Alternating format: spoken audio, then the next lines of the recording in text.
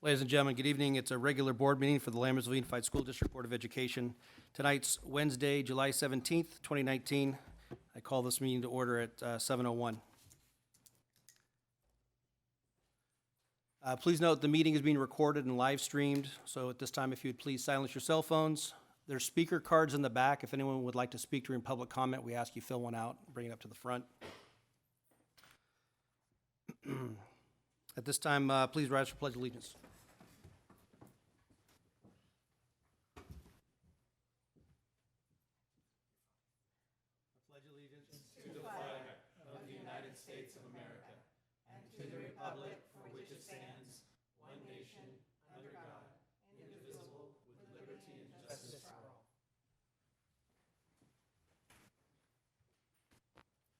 Roll call. Matthew Balzerini. Here. Alan Clements. Here. Ann Goodrich. Here. Sharon Lampel. Here. David Pombo. Here. Ruxar Mohammed. Absent. Approval and/or corrections of the agenda. There are none. Move to approve the agenda. Second. Motion by Trustee Clements, second by Trustee Goodrich. All in favor? Aye. Any opposed? Motion carries. Presentations. AT&T cell tower information. Staff report. I'd like to ask Assistant Superintendent Sherburne to introduce our guests.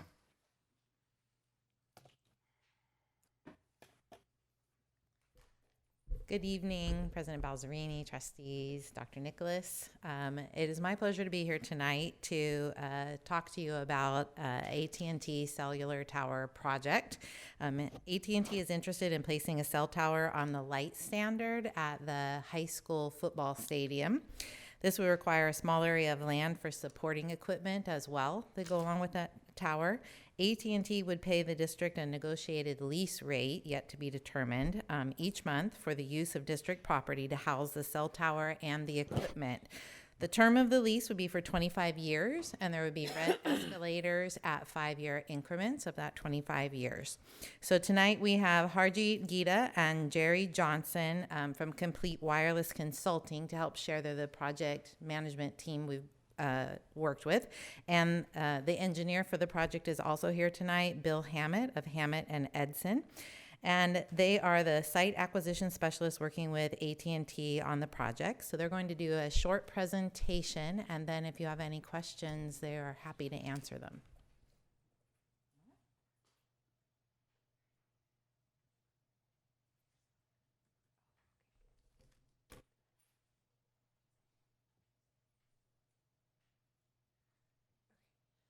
Hi, good evening. My name is Harjeet Gita. I'm with the Site Acquisition Department at Complete Wireless Consulting, and we work on behalf of AT&T. This is Jerry Johnson, my coworker. She works in the planning division. So I think our idea here today was to just kind of give you some preliminary information on what we do, what AT&T is looking to do, and information on the project, the planning and construction process. And Mr. Hammett from Hammett Edison is here to discuss RF admissions and health hazards and concerns that I understand the board may have regarding placing a cell phone tower on school property. So again, we work with Complete Wireless Consulting, so we are here on behalf of AT&T. We're contracted by AT&T to help them expand cell phone and internet coverage throughout the state of California. Basically what we do a new site acquisition. We do site modification and real estate management, which is basically modifying existing sites that need to be improved or changed, and then land use planning and permitting, which Jerry will speak more about. So the process, I just wanted to give you an overview. I'm not really sure how much people know about kind of how this works. What happens is AT&T contacts us. They issue what's called a search ring, and they say, hey, Complete, we need to expand coverage in this area. And we get a map that says we need it within this mile radius, we have no coverage, or we need to increase capacity. That information goes to Jerry, who looks up things like zoning ordinances, laws, and things like that. She advises us where we can and can't build, what rules are, what setbacks are, what zoning says. And then we basically, based on that, prepare a report. We look at properties within that area, that search radius, to possibly put a tower on. We contact property owners and landlords to see if there's interest in that, and if there is, we would go out to the site. We take some pictures of the land, we submit a report to AT&T. The engineers at AT&T do some math, run some numbers, and they say, hey, we think this is great, this is gonna work for our coverage desires, you know, and they issue what's called site acceptance. So then we would work with the proposed landlord to secure a lease. The initial term of the lease is 5 years with five-year renewals. So it's 30 years total. It calls for monthly rental payments, an option payment once the lease is signed, because it can take 1 year to 2 years to procure building permits and go through the planning process and get zoning approval. So we would issue an option payment and a 1-year renewal because it can take up to 2 years. And then the project basically goes into the planning and zoning process. We would get entitlements and things like that, and then start construction, and that brings the site on air. So the need is customer driven.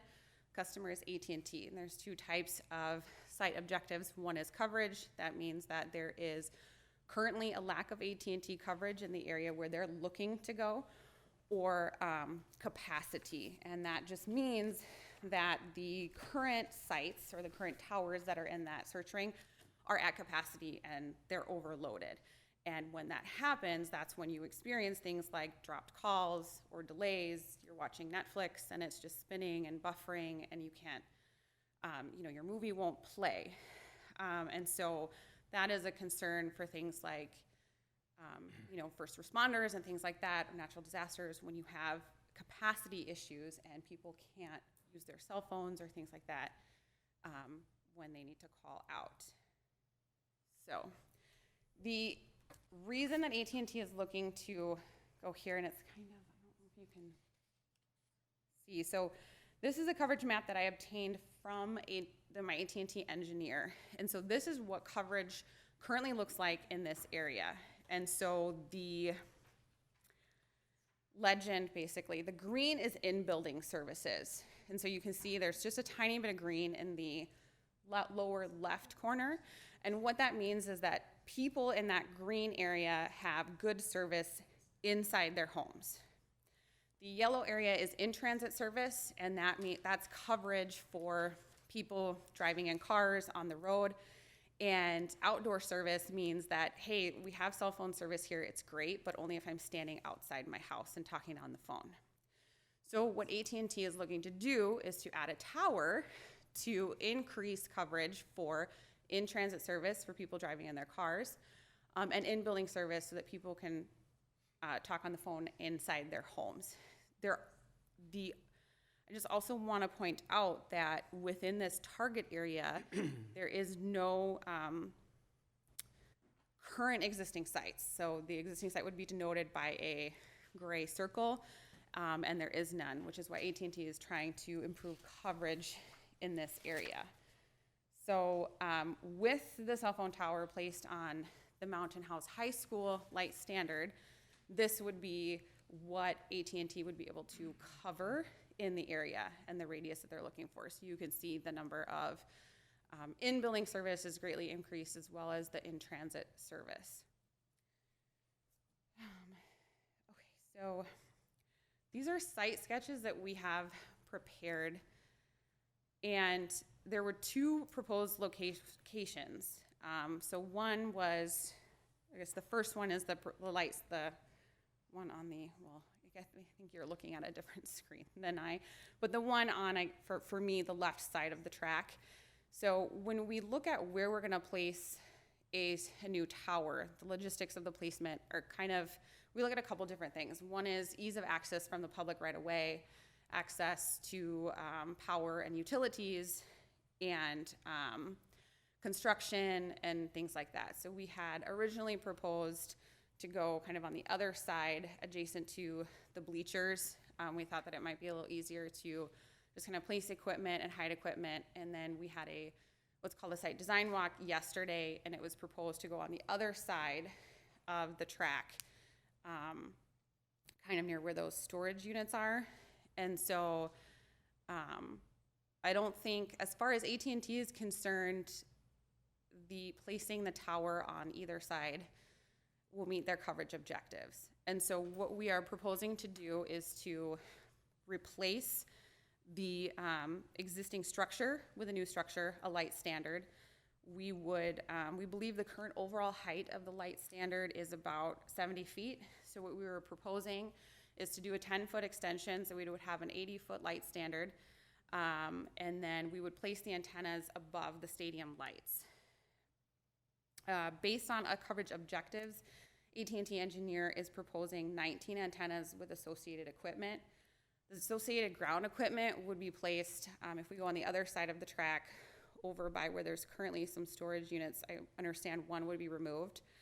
Usually it's an 8-foot by 8-foot enclosure. We call it a walk-in cabinet, and that houses generator, batteries, and equipment cabinets. There was some discussion yesterday about the aesthetics, and we can ensure that the outdoor cabinet that would be built will be compatible with existing school architecture. I just have some examples to show you what light standards look like once they have antennas on them.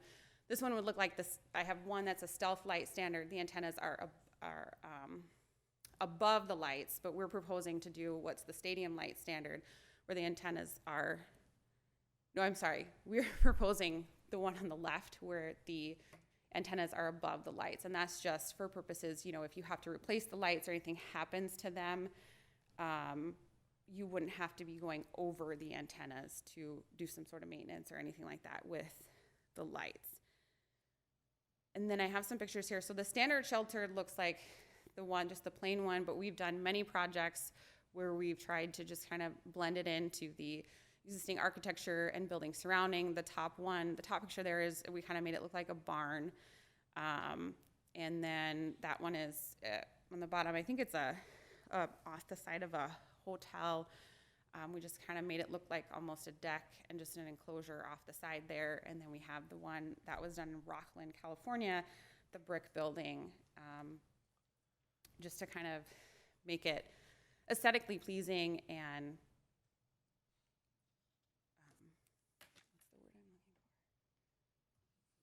concealed, and to blend in with the surrounding environment. I think that is all that I have, and then Jerry is going to talk about the planning process.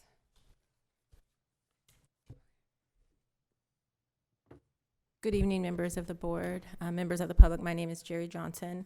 I want to thank Ms. Sherburne and Thor for their time yesterday. They spent quite a while with us, kind of walking the site and looking at different options.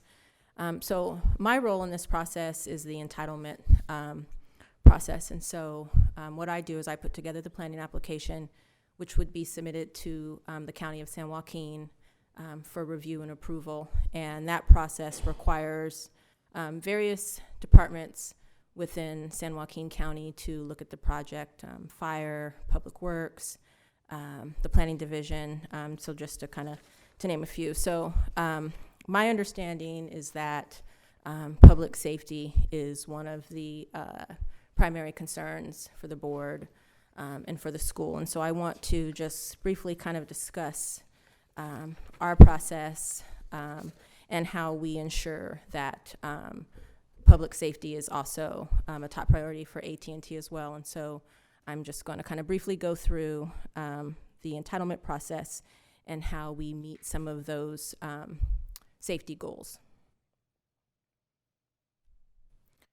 So the permit process and timeline with the planning division is going to be approximately 90 to 150 days, and that's if everything kind of goes well and as planned. Sometimes what happens is we will submit an application, and the planning division or various agencies may have questions or concerns or things that we need to address so that they are satisfied that we're meeting development standards. So the permit process consists of the preliminary investigation that we do with respect to zoning ordinances, development ordinances, requirements, also that the board and the school may have with respect to this project as well. There may be a public hearing or some type of public outreach.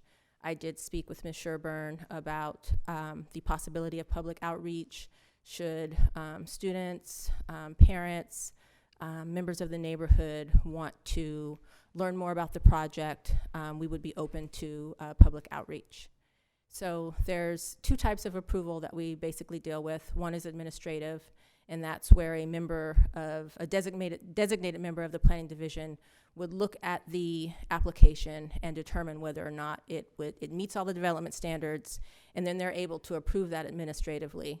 But sometimes if there's public interest, they will elevate it to a public hearing, which provides the public an opportunity to join in the discussion, and we're able to address and answer questions, once again, that the public may have with respect to the project.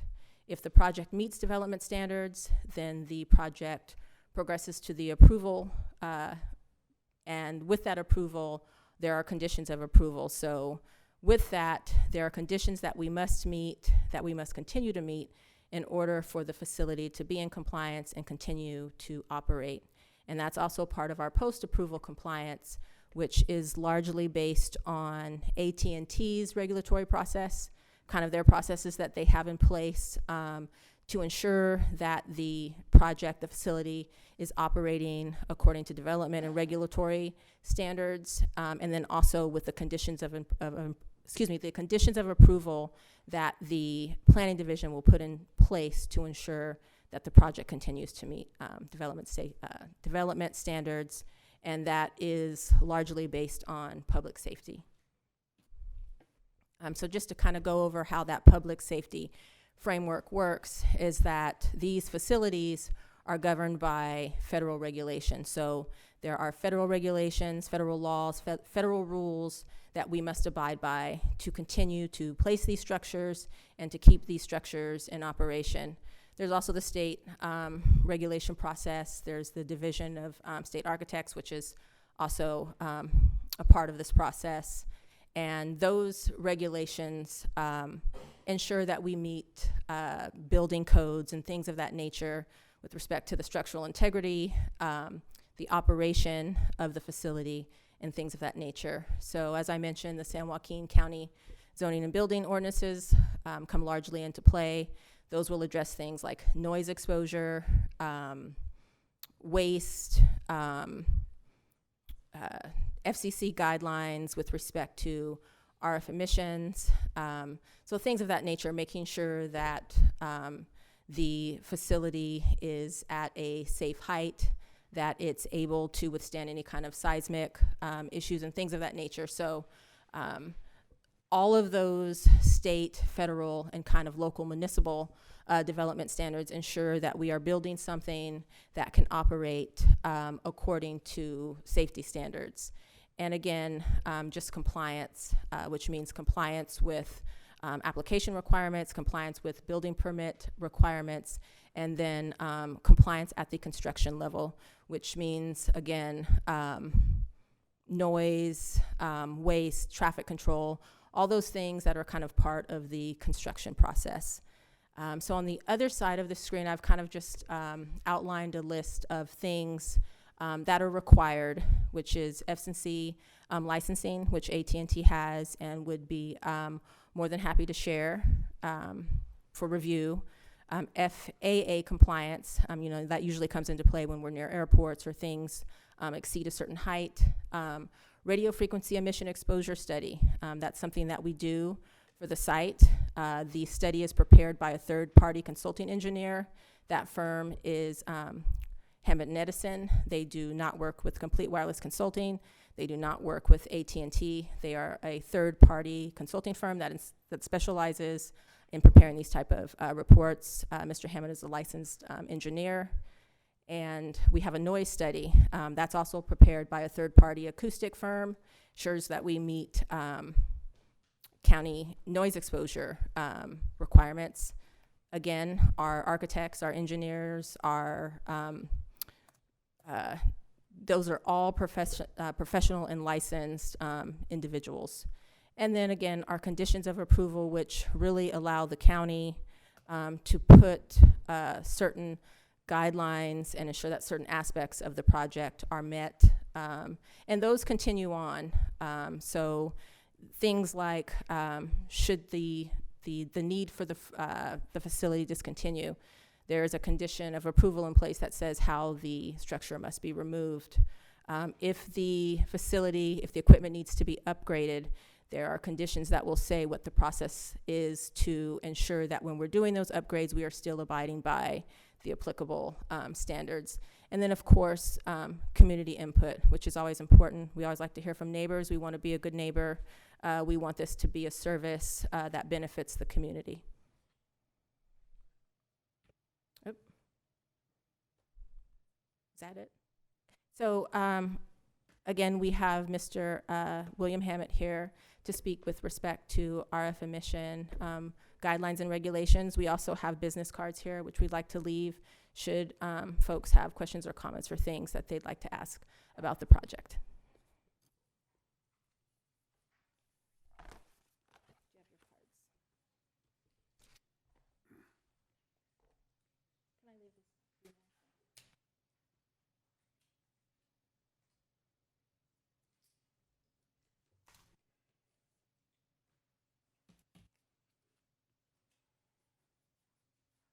Good evening, Board President, Trustees, Superintendent.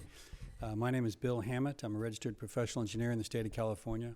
I manage a firm of 20. We're located over in Sonoma County. And we do, a regular part of our practice is the calculation or the measurement or the mitigation where it's appropriate of radio frequency exposure conditions. We do this work for carriers. We do it for landlords. We do it for cities. As engineers, our job is really straightforward. What are the exposure levels and how they compare to the standard? I've got about 5 minutes of remarks, and I could go for 45 minutes, but I suspect that's more than you want. But I want to be sure that, rather than diving into the material too deeply, to be able to answer questions you may have or questions that your parents may have brought forward or whatever the issue might be. I want to be clear that we are not, as was clarified, we're not the engineer for this project. We get called in after a carrier has designed a facility, designed it to fit into its network and expand its network or improve it. We do the evaluation for the compliance with the safety standards. That's what we do. We don't design the networks. So we're neither advocates for a particular site. We just do the engineering piece. McGraw-Hill published the book I wrote on this topic, radio frequency radiation. So I've been doing it for 30 plus years. We've got literally tens of thousands of sites that we've evaluated over the years. So we're very experienced and I've observed the industry for that period of time. So you may have questions about the status of the industry. That's not what I do, but I'm happy to share my observations with you. High school light standards are a real common siting location for antennas for really two reasons. One is they're up high over the residential community, so that lets the antenna push the energy out toward the horizon and serve the population. The energy doesn't like to go through things it can't see through, so if you put it down low, it's very limited in terms of its coverage capability. So that's one reason. Now, the other reason is that they need to put the antennas where the people are, because you can't reach and serve into some area that's not adjacent to the tower. So they're very common because high schools or elementary schools or middle schools are located in the middle of communities. So that's a very common thing, that and churches. I was on the school board in Sonoma Valley, the Unified School District there, and we had antennas prior to my coming on the board, antennas at the bus barn, antennas at the high school field. We had a antenna directly in a tree pole on the campus where I sent my kids to high school. So it is a very common thing. We find when we do the analysis for the facilities, we look at the antenna patterns of the specific antennas that the carriers propose, how high they are, what orientations they have, what down tilt they have, how much power they're running in specific frequency bands. And we look at all that information, and we built a very sophisticated program that'll do the evaluation. Every 1/10 of a meter, it calculates what the levels are. Ground slopes, not much of an issue here, but there are some elevation changes. I noticed on the way in that some of the houses were a little elevated. And so all those factors go into play. And we find that typically there'll be a % or two of the exposure limit as a maximum on a campus. We do periodic measurement work for Fremont Unified School District, Unified High School District. It has 5 campuses. And you know, we go around, and most of the places on campus, the levels are very low. The few places where they get a little higher are still 1 or 2% of the standard. We're comparing this against the federal standard. 1996, Congress said there will be one standard for health throughout the country. Prior to that, we were doing presentations to potential landlords or to boards of supervisors, explaining the science, how the antennas work, what the studies show. But after 1996, Congress said there'll be one standard. And they said to the FCC, you adopt that standard. So when that's what I'm referring to when I say % of the standard, it's 100 times below. I'm happy to go into as much detail as you like about the history of the standard and so forth. But suffice it to say that they find a threshold of exposure above which there are effects, observable effects, below which there aren't. And it is indeed a threshold. And they put a 50 times safety factor below that and call that the public limit. And so when I say you're another 100 times below that at 1%, you've got an enormous safety margin involved compared to what science says is the first observable effect. And that effect is sensitivity. They'll put primates in a room doing some task, turn the energy on, they just assume be in the other part of the room. So that's what the standard is when we talk about it. Now, Congress's preemption means that that's the threshold that you can, that any local jurisdiction can consider. If you were not the landlord of this, then you know, the county or the city could not deny it for reasons of health, so long as it meets the federal standard. And so that's what the cities and the jurisdictions require of the carriers. The reasons, and I'll say one more thing and then wait for if you want anything additional. There are 2 reasons why the levels are as low as they are. Number one is the pattern of the antenna. The antenna, like this is a microphone, it's a receiving antenna, it's receiving noise from all directions equally, or the reading light you put in your house, that's sending light out in all directions. Those are isotropic, omnidirectional antennas, same in all directions. But the antennas that they put in are a foot wide. That allows them to squish the energy down and focus it into one general direction. And typically they put 3 of those around, or sometimes 4, so that they can reuse the frequencies. What is going on in this direction, well, they can reuse the frequencies in another direction. It's much more efficient than just having a single antenna that had the same energy all the way around. So that's what they get out of having it about a foot wide. But these antennas are typically 4 or 6, sometimes 8 feet tall. What that does is pushes the energy down into a very narrow beam, only about 8 or 10 degrees wide, and that pushes out toward the horizon. Halfway the next cell site, you saw what the coverage would improve. So that's one reason, is that there's very little energy going down. 1,000 times less going down than goes out, 30 dB.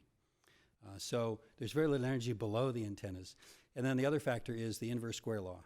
If you go twice as far away from a power source, the power goes down by a factor of 4, 2 squared. If you go 10 times as far away, it goes down by a factor of 100, 10 squared. The power level of this is dropping very rapidly. Those 2 factors mean that anywhere on campus it's going to be a % or less. On the neighborhoods it's going to be a % or less. It's a very and it's interesting that the science, by measuring, that you can see that exactly the patterns that are formed do indeed drop off with the square of the distance. It's a very straightforward science. That's a quick summary. Questions from the board? I've got a bunch. I will. Great. The literature, and in fact, you indicated that most of the energy is directed at the horizon. Mountain House High School is a 2-story campus, so we've got kids and teachers on the 2nd story. Would that affect the amount of exposure, the fact that they're 10 or 12 or 14 feet higher off the ground than ground level? It would indeed. And when we do the calculations, we look at how tall the different buildings are. The theater might be a couple stories high, or the gymnasium. We look at all those and factor all those in, and the highest levels typically are on the roof of one of those tall buildings. Inside the building, we can calculate what it is because the distance is a little greater. We ignore the fact that the energy won't go through the ceiling. When in San Francisco, you have to offer measurements to anybody who lives within 25 feet of an antenna. So we're in and out of apartments a lot, and the antenna will be right over their head, and you don't get anything. You go over by the window, it's bouncing off another building and coming in the windows. So that's another reason why things are as low as they are, even in buildings below it. For buildings on the campus, you may be able to look out and see the antenna, in which case that's what our calculations assume, that there's no loss of energy going through the building.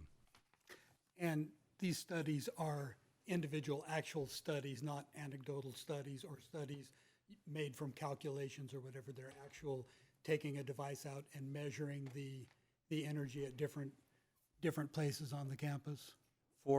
Yes, in the sense that we have done that at thousands of locations. For a project like this, AT&T would need to demonstrate that it complies by calculation before they ever build it.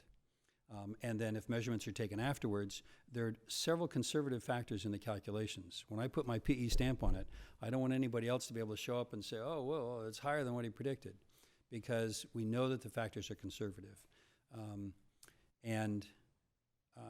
The time for doing a measurement device would be after it's built, and then we can go around and measure. But they don't put up a test transmitter and check to see because it's so well characterized.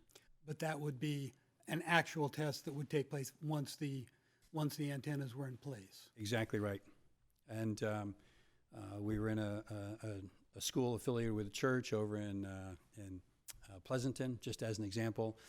Before the facility was built, it was up on top of the sanctuary. And after it was, typically the highest levels you get are the fluorescent lights. They're operating very close to radio frequencies, and that's one of the biggest contributors. So when we go into a classroom, we'll hold the antenna and shut the lights off, and drops way down.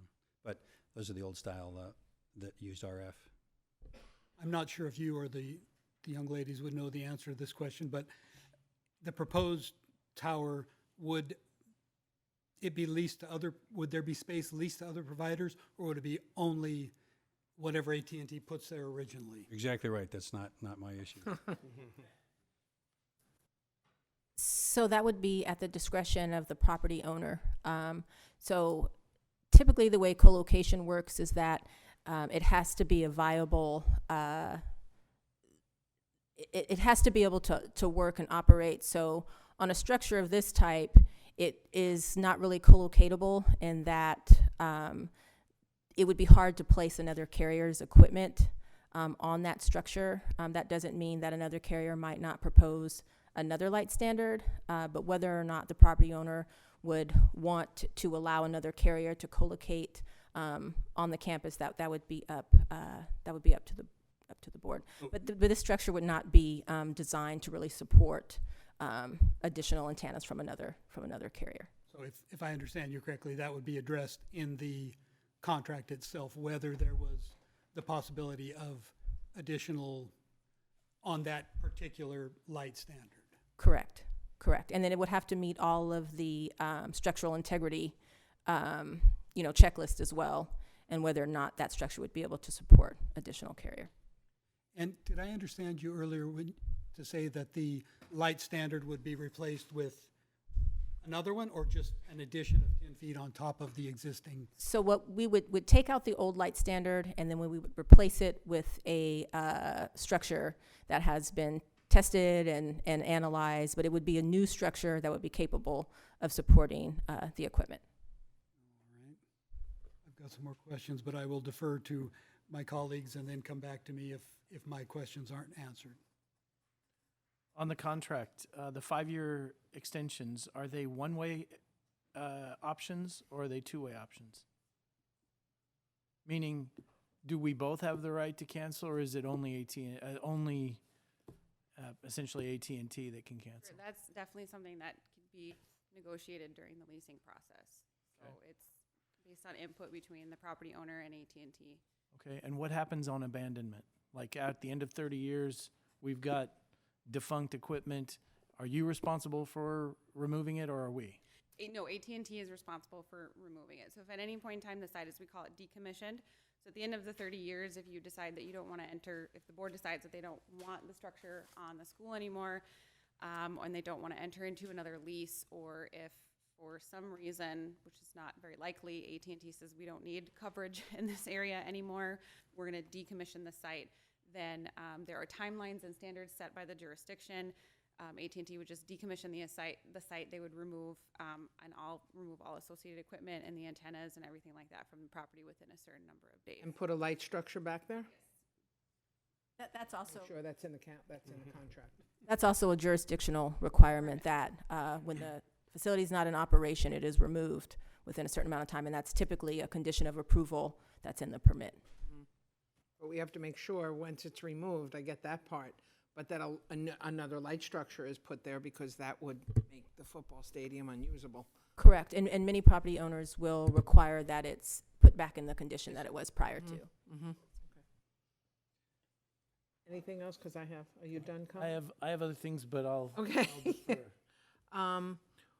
Why isn't a location more towards the center of the established part of Mountain House identified? I was looking at the map, and it doesn't look like parts of Mountain House, the older parts of Mountain House, are not sufficiently covered. So I'm curious as to, I understand the football stadium is a nice, convenient place for it, but I'm Because everything else 70 feet high. well, the roof of an elementary school puts something up. So is the question, were there other locations investigated, or is the question with respect to the coverage, or the area that would be covered? Yes. So the area that would be covered, yeah. So as Mr. Hammett explained, the way the technology works is that the facility does need to be in close proximity to the device. And so when we look at these target areas, where we place the facility is largely based on the data and the information that we received from the AT&T radio frequency engineer. And so what we try to do is we try to place the facility where we can maximize coverage goals so that we don't have to place additional facilities if we're not able to meet those coverage objectives. So sometimes if you're too far out in a coverage target area, what will happen is that we're not able to cover a desired location. We still have a gap in coverage, and then that requires us to place additional facilities. So we try to maximize coverage by placing the facility in the where we can maximize coverage. Noel, could we bring the PowerPoint back up so we can see the map?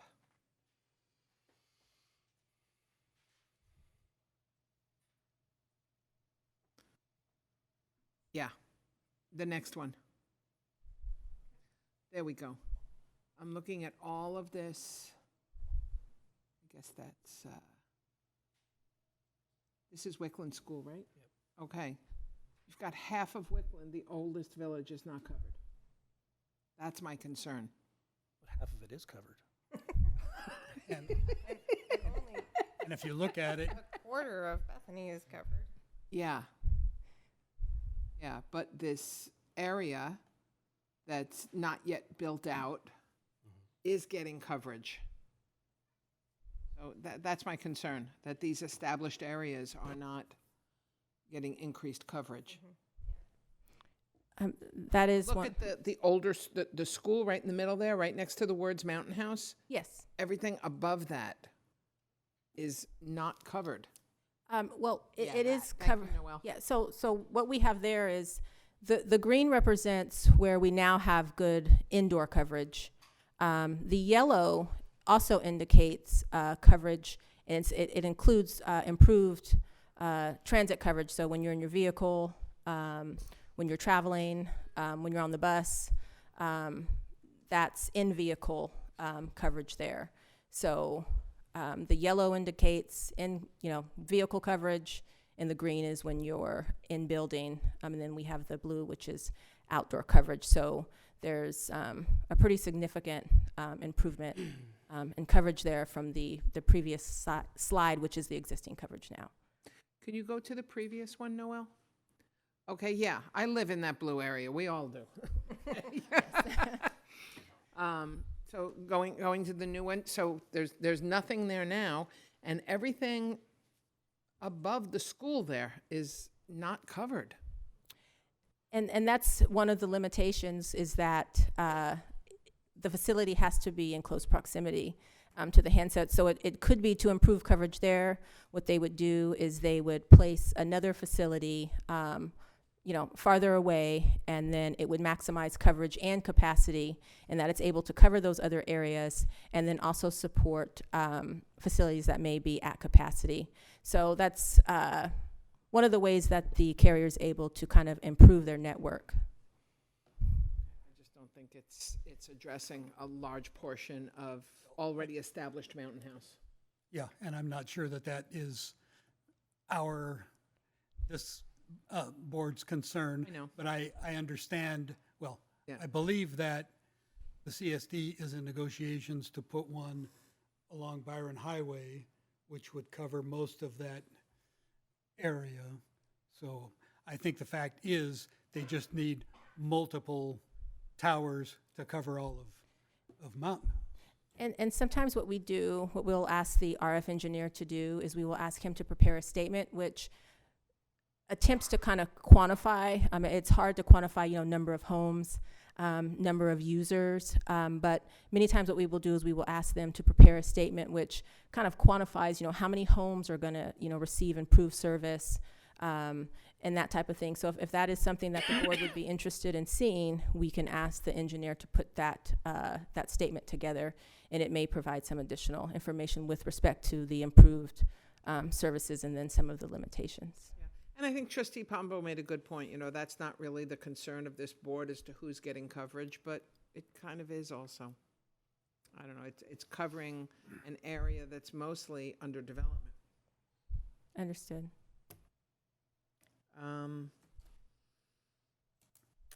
The lighting. So it's going to be 10 feet higher. And how would this change the illumination on the football field? Because, you take a light, you move it 10 feet away, the light that's thrown, I don't know the proper terminology, it changes. I believe the lights would stay in the same position. The antennas would go 10 feet higher than what the lights are presently. Oh, okay. Correct, yes, to Okay. allow that to stay uniform. Okay, so there Correct. really wouldn't be any change. The lighting would be almost the same as what we have now. Correct. Okay, okay. Do we have any issues with the master plan for this? No?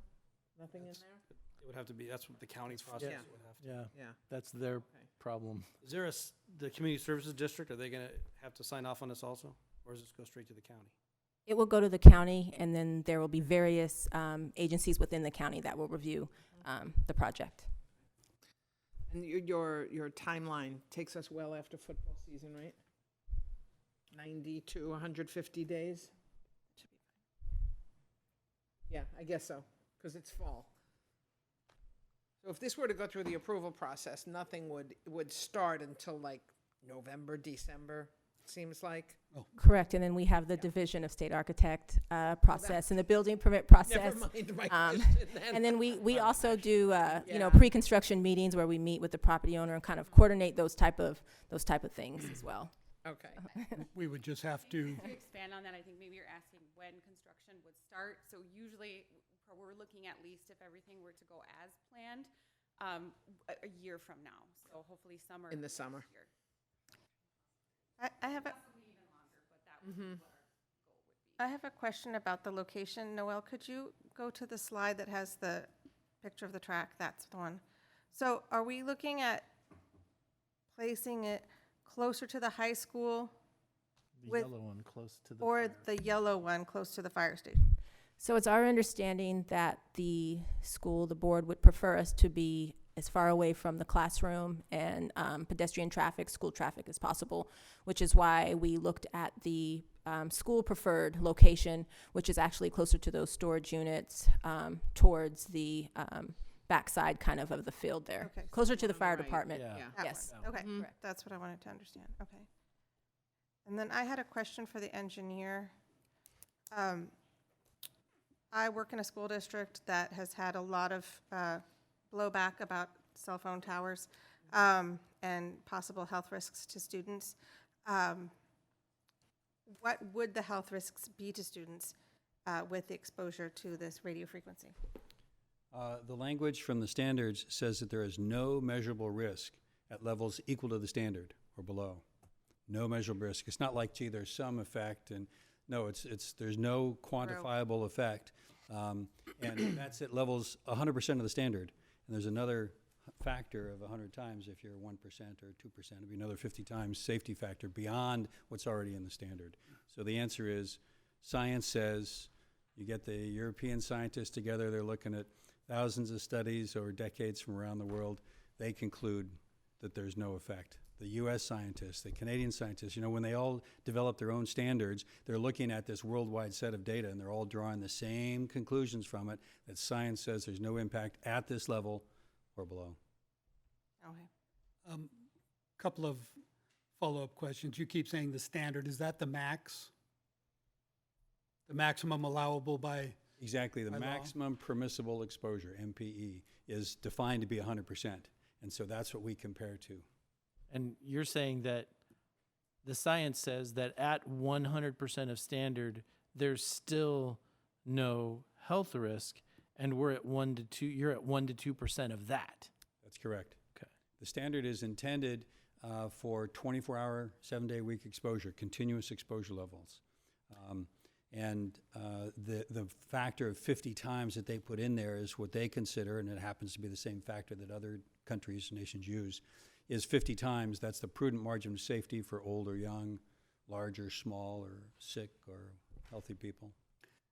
There was a mention made of noise level measurements or something along those lines.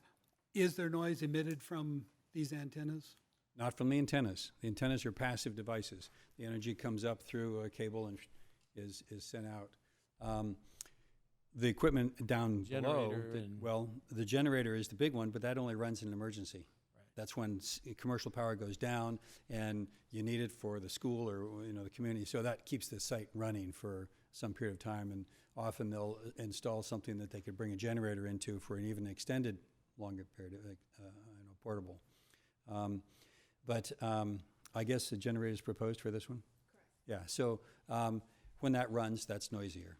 But the basic equipment is like an old tabletop computer. It's got little squirrel fans in it, and you can hear it. I can hear right now, there's a little squirrel fan running someplace. So that's the type of noise it will be, and it's inside it's inside the shelter, whatever design gets adopted. It's inside the shelter. So compared to what's going on in the vicinity, it's not going to be an issue. I'm sure the city has noise standards that have to be met, probably at the edge of the property line where the houses are. That's where the city limits would apply. And we can do the calculations ahead of time, come in afterwards and measure. We know, again, that those levels that we're calculating are conservative. I'm assuming that the generator, although it would only run in emergencies or during power outages, would be inside the structure and would have noise mitigating insulation or whatever, and mufflers on the exhaust and all those sorts of things. So it would be loud, but not exceedingly loud. Not exceedingly loud. That's right. And again, the city's limits would be at the property line. So you would hear it on campus much louder than the neighbors would hear it. It would probably even meet their standards, the city standards. But on the campus, presumably if the power's out, then you're not conducting activities on campus. I'm not sure which one of you can answer this question. I believe I heard that there would be 18 or 19 antennas placed on the tower. Is that a typical number of antennas for an installation like this? We are proposing 9 antennas here, and that is determined by the engineer. And then there's approximately 18 of the computers that talk to those antennas that are associated with the facility. If I can extend on Trustee Pombo's question. So I think his question, and I didn't think of it until he asked it, but on a typical high school implementation is 9, and I know it's all based on the math of what the radio frequency engineers say, this is what we need in order to create the coverage, but our question is simply, is 9 a lot, or is it a little, or is it about average? It's very typical. Okay. Sometimes they'll put 4 in each group and have 12, but it's driven by the fact that they have several frequency bands that are authorized by the government. And you can't combine all the different frequencies into the same antenna. So they have to put 2 in this one and 3 in this one and 2 in that one in order to spread it out and get an efficient operation. What is your timeline with us? What are you looking for as far as a decision? We're in the very preliminary stages, so our main goal here tonight was just to get an idea from, the board, if either of these locations would be suitable.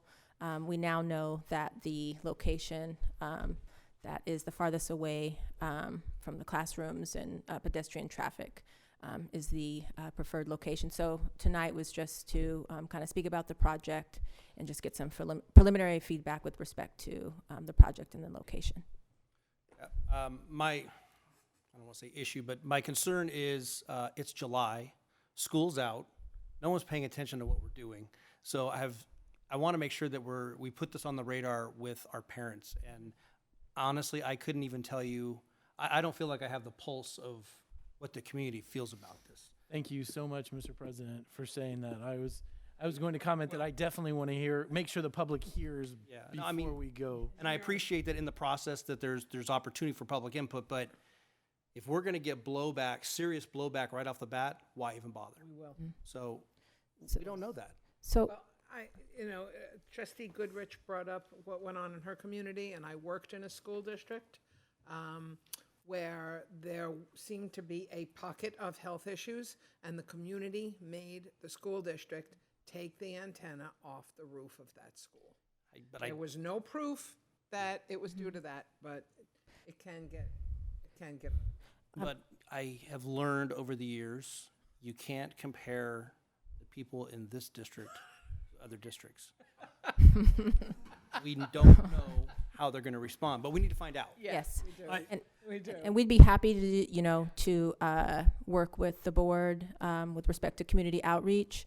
Also, there is a public notice period, so should we submit for planning, there will be a public notice period, and there will be the surrounding neighborhood will be informed of the project. But we are happy to do some type of community outreach to get some more input from the community. I would very much like this board to be the one breaking the news to the community that Okay. this is even being discussed before any sort of notification comes out to Okay. anyone else. Yes. We need to get behind this. We need to work with our constituents and find out where we go from there. Okay, and if we can assist in any way with that, once you have, determined how you want to let the community know, we would be happy to do community outreach. We always prefer to do that. I, along with the rest of the board, I'm not sure how much opposition we would have. I'm sure there will be a lot of pro antenna because of the lousy cell coverage out here. I think a lot of people are going to say, oh, great, they're going to have one. The same people may say, oh, but we don't want it there. I mean, and that, I thank you for mentioning that, because people in this community do want better cell service. Yes. They just don't want to have an antenna to make that happen, so. And what we've done in the past is we will usually find a centralized kind of location. We would have the same folks come back, myself, my colleague Harjeet. We will ask the AT&T engineer to come to speak a little bit more about coverage, and we will also ask Mr. Hammett to come back. And we have a forum, and we kind of meet with the community. So we would be happy to do that whenever the board felt that was appropriate. Okay, so with consensus of the board, I'll work with the superintendent to get this on the calendar and do some serious outreach from our sites, email, parent, website, all the usual contacts. And it may be a good idea to have some sort of an informational meeting at the high school for Absolutely. parents. Absolutely. Oh, no, I think if we're going to do a community meeting, that's the place to do it. We have that great theater. Mr. President, I do have a couple of comments. and realize I'm undecided. I get the science. I also get when people are dealing with their children, science goes out the window, and they're very protective of their children.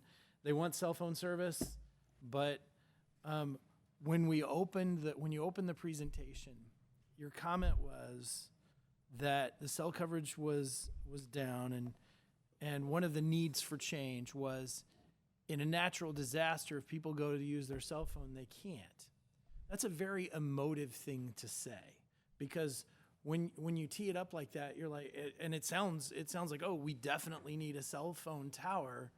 But the thing is, if there is a natural disaster and every single person in Mountain House goes to use their cell phone, even with that tower, will they be able to use their cell phone? So I want to avoid, and then when we talked about the structural standards, we used the terms any type of seismic issues, and that's not what things are built to. Realize I'm not an educator by trade. I'm a construction guy by trade, and so I want to refrain from using things like any type of seismic issues, because that's not what things are designed or permitted or built to handle.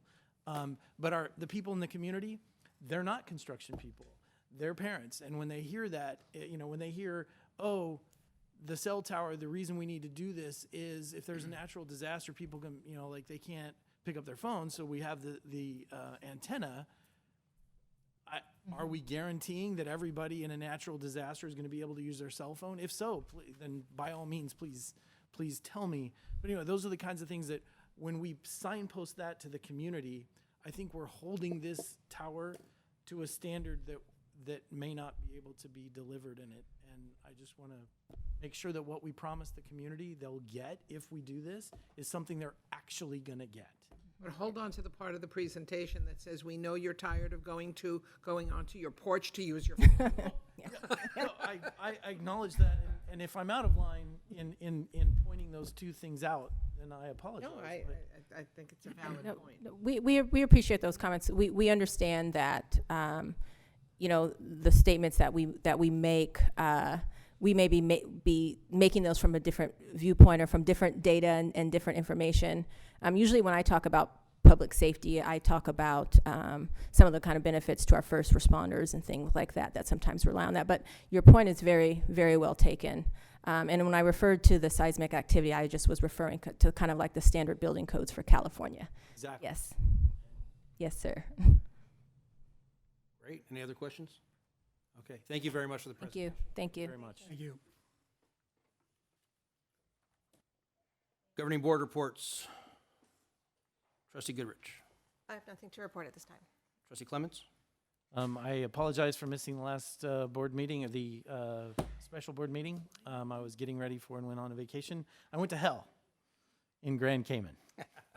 It's a town in Grand Cayman. Anyway, had fun. Well, happy to be back. End of my report, Mr. President. Trustee Pombo. I stayed here in hell. Actually, I along with Trustee Lampel, participated in the Mountain House 4th of July parade. There was a very good turnout of both participants and observers. It was a nice day. The weather was good. There was a good turnout in the park afterwards, and it was an enjoyable day. I also attended the July meeting of the MHCSD, where I gave the LUSD update in Trustee Lampel's absence. And I was happy to learn that the LUSD report will once again be a regular agenda item on the Mountain House CSD monthly meeting agenda. And that concludes my report. Yeah, we'll cover that. It's on the agenda for later discussion. I noticed that. Yeah. Trustee Lampel. So going back, because I did miss a week that had 2 meetings, because it was the only week I could go on vacation. So on June 6th, I joined most of the board in honoring Renee Mendez at the County Employee of the Year celebration. On June 12th, I attended the CSD meeting, and along with President Balzerini, we offered items to be placed in the time capsule, which was a lot of fun. And those items included a 2019 Mountain House High School yearbook, as well as a very large picture of our board. Yay!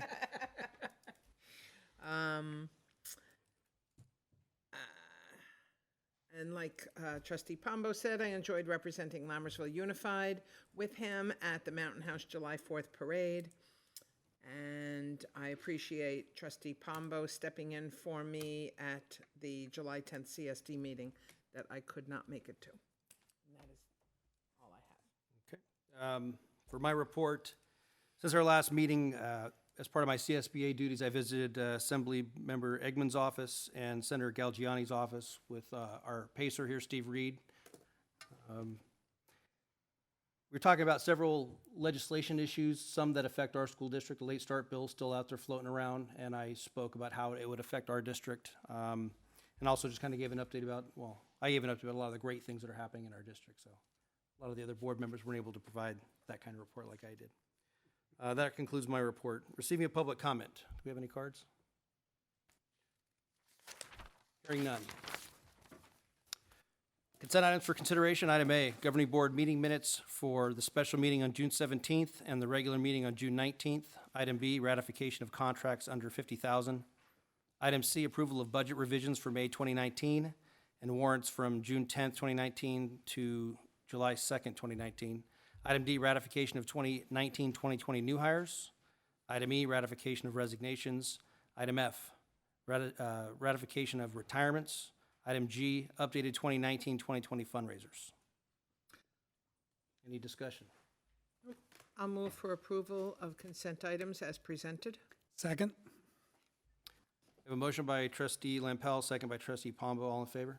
Aye. Aye. Any opposed? Motion carries. Trustee Lampel will read our new hires. Nice long list. Our HR department's been busy. So we would like to welcome the following new employees to our family. Trevor Blondin, social studies teacher.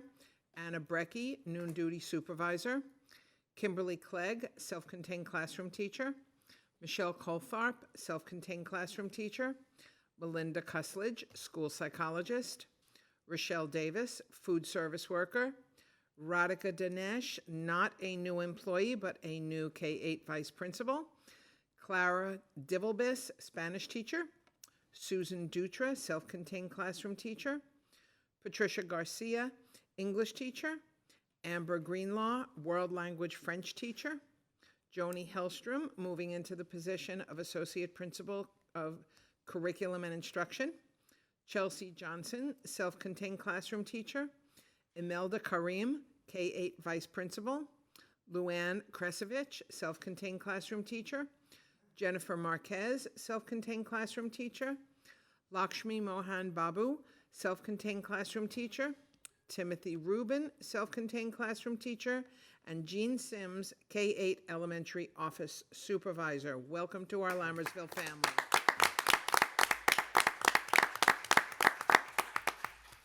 Very nice. And since we have both of our vice principals here, would you guys like to come up and say a few words? Put them on the Come on up.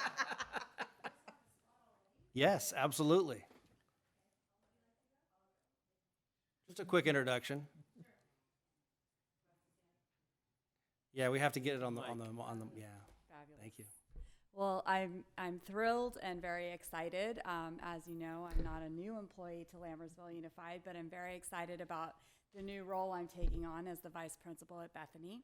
So thank you very much, board trustees, superintendent. Thank you. Thank you. Thank you. Welcome aboard. Welcome. Congratulations.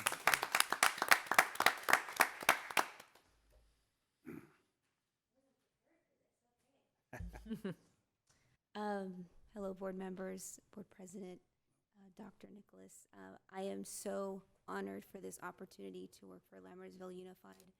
Honestly, I had not come across this school district until I was looking for employment, and I was beyond impressed with this district's track record.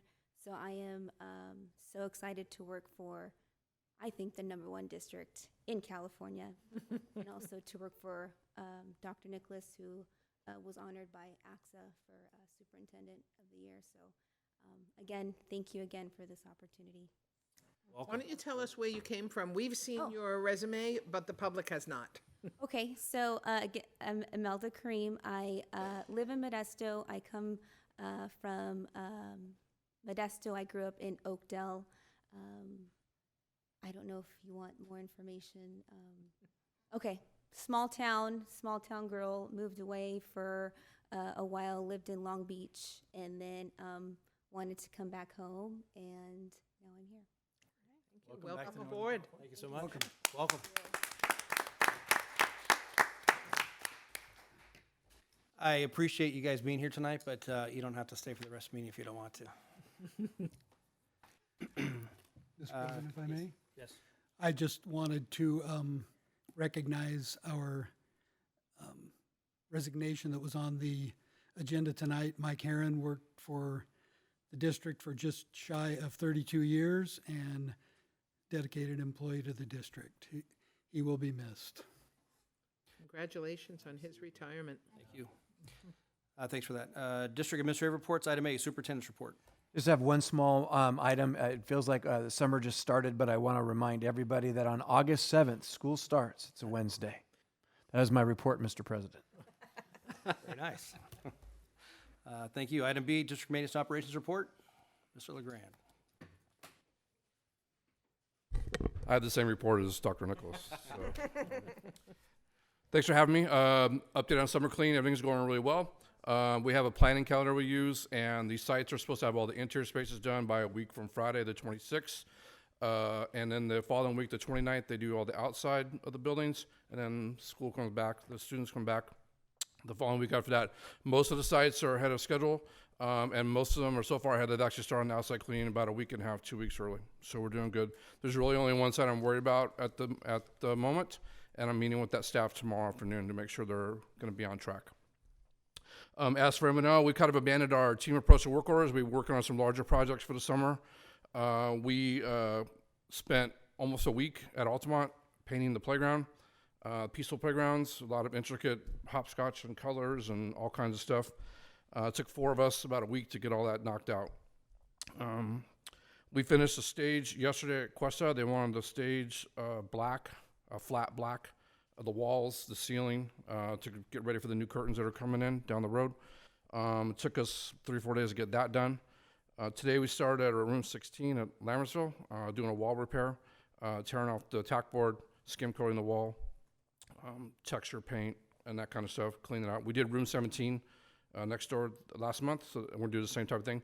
And we're also replacing all the ceiling tiles while we're there, so kind of giving a little bit of I totally agree, it's a little bit of a facelift for the room. Tomorrow, we're going to break off in Lammersville. We have to go pick up books. Hopefully, we'll get that done tomorrow so we can get back to Lammersville on Friday. I attended the construction meetings today and on July 3rd as well. This project's starting to wrap up a little bit, so it's good news. And if you haven't been by Cordis lately, I encourage you to drive by. A lot of buildings going vertical, a lot of stuff going on, so they're really knocking it out. I've been meeting with a lot of vendors the last few weeks, HVAC, grounds, all kinds of stuff, setting stuff up for this year. And my office is currently working on the permits, use facilities permits, the placements for the user groups for the fall. We should have that knocked out by next week. And then staffing update, we currently have 6 openings. We're going the wrong direction at the moment. But looking to set up interviews. I'm off next week. I'm going to Southern California with my daughter, and I'll be back the following week, and hopefully we'll knock out some interviews that week. And that's all I have. Happy to answer any questions. Any questions? President? You mentioned the floor, the stage floor, and I apologize if you said what you did and I didn't catch it. Was that painted or? We did the walls. And the At floor? Cuesta? Yes, and the walls and the ceiling. The floor we didn't touch. No, we did the walls and the ceiling. And will the floor be addressed at some point? I got a quote to do the floor. It was a little high, so we're looking for another alternative to do that. And then the floor is really not that old. You know, it's 8 years old roughly, so 9 years old. So Thor and I talked. We have a hard time tearing out perfectly good floor to put in a darker floor. So we're looking for another option. We may be able to put some epoxy on or something to darken it up. Yeah, that's what, I but- believe we discussed that in the Yes. facilities meeting, the possibility of Yes. putting some sort of a coat rather than replacing the entire floor. Yeah. I had a quote for some LVT, which is what we put in all the maker spaces, sort of the vinyl planks. It was a little high for that area. So, and then the ceiling, we had to put about 4 coats of paint on the ceiling because it just sucks up the paint, the ceiling tiles. So, I was going to Anyways. actually, thanks for bringing that up. I was going to be my question. I visited 2 sites in the same week, and both of them talked to me about how they want the floor on the stage to be black. how they want? I'm sorry, run it They again. want the floor on the stage to be black for drama productions. I think they want to. We were going to go with a dark. noted for future projects that. Yeah. We weren't going to put black. We were going to put like a dark gray. That's the vinyl that we had. But it's just something darker. It's pretty white right now. Okay. Thank you. Any other questions? Thanks, Jimmy. Thank you. Thank you very much. Item C, Williams Quarterly Uniform Complaint Report, April 16th, 2019 through July 15th, 2019. There are no reports. Thank you. Action items. Item A, consider approval of 2019-2020 inter-district transfer requests. Is there any staff report on that? None. I'll move for approval of 2019-2020 interdistrict transfer request. Second. A motion by trustee Lampel, second by trustee Goodrich. All in favor? Aye. Any opposed? Motion carries. Item B, consider approval of contracts with non-public agencies for licensed vocational nurse services for the 2019-2020 school year. Staff report? A couple years ago, we started bringing forward in the summer the ones we knew that were coming our way. This is one of those, but we need these services. I move to approve the contracts with non-public agencies for licensed vocational nurse services for 2019-2020 school year. Second. Motion by trustee Goodrich, second by trustee Clements. That's fine. All Ventriloquist. all in favor? Aye. Any opposed? Motion carries. Item C, consider approval of contracts with non-public schools for special education-related services for the 2019-2020 school year. Staff report? I have one clarification. A 4 and a 7 got transposed that we discovered. So the amount that this is going to cost is $4,802.60. On the attachment, it's correct. In the memo, it is the 7 is incorrect. So I wanted to clarify that. It is, again, one of these summer ones we bring forward because we know it's coming. Move to approve contracts with non-public schools for special education-related services for the 2019-2020 school year. Second? Hold on. As amended? I think we need to amend it since it was a change. As amended. Thank you. Who got the second? Colin. I didn't, not me. Oh, David, sorry. Pombo. All right. So we have a motion by trustee Goodrich, second by trustee Pombo. All in favor? Aye. Any opposed? Motion carries. Item D, consider approval of contracts with non-public agencies for direct and indirect special education-related services for the 2019-2020 school year. Staff report? Again, this is another summer bring forward we recommend. Move to approve contracts with non-public agencies for direct and indirect special education-related services for the 2019-2020 school year. Second. We have a motion by trustee Pombo, second by trustee Clements. All in favor? Aye. Aye. Any opposed? Motion carries. Item E, consider approval of Data Path Management IT Services Agreement for the 2019-2020 school year. Staff report? Yeah, we did a kind of a outreach and look around to see if we had a longtime service provider. We found a better deal with a different company. This company has been brought forward tonight. The savings is in the approximately $45,000 a year range. And thank you to Assistant Superintendent Sherburne for her sleuth work in finding a savings for us. Has nothing to do with the email, right? Move to approve Data Path Managed IT Services Agreement for the 2019-2020 school year. Second. We have a motion by trustee Goodrich, second by trustee Lampel. All in favor? Aye. Any opposed? Motion carries. Can you change the second on there? Oh. No. It was Lampel. I did. No, No, I'm not that tricky. Wow, that's powerful. I move in second. man, you're good.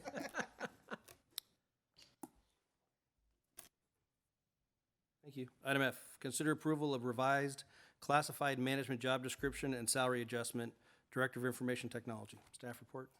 Yeah, so many years ago, this was a position we laid off because the district size and the needs at the time were more instructional side of technology. Since then, the district has grown to a greater size than what the district was at that time. So we've more than doubled.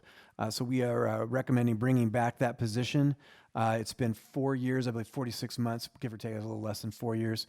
And it's time for us to have that position come back in the queue. Move to approve the revised classified management job description and salary adjustment, Director of Information Technology. Second. I have a comment. Yep.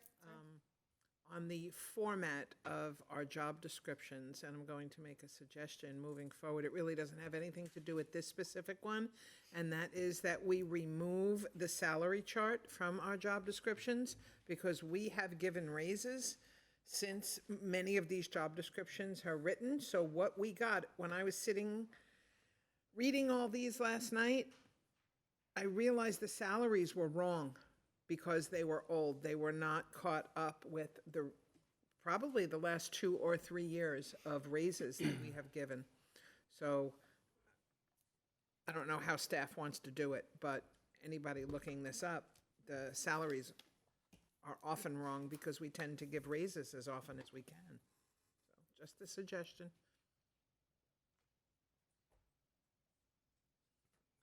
Any other discussion? No, okay. Mr. President, I just noticed that the actual thing on agenda online says to approve capital SU. Yeah, I was just gonna mention it. Okay. In the note, in the motion, the actual motion. Yeah.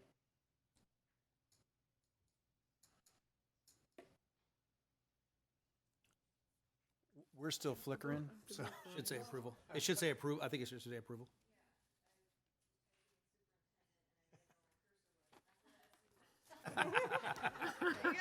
Well, SU. All right, we have a motion by trustee Pombo, a second by trustee Goodrich. All in favor? Aye. Any opposed? Motion carries. Item G, consider approval of revised classified management job description and salary adjustment, Director of Maintenance, Operations, and Transportation. Staff report? So superintendent, the SU, we got that fixed? Okay, so now I'm going to speak more intelligently. Trustee Lompel gets the Nostradamus Award tonight. I was asked a question earlier today, and in investigating an answer, realized that very thing, that our process has not caught up with all the changes.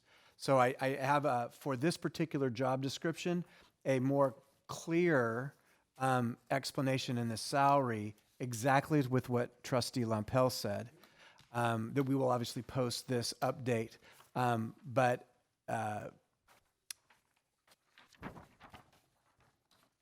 we have a new process coming, and we discovered it this way. So it is accurate in the website, and it's not accurate on the red line, but it's right in the memo. So long story short, I will, as Secretary of the Board, we have a different process to come up with. I didn't even think about the years when the number of days change because of how weekends and holidays fall. Right. But that as well as raises, yeah.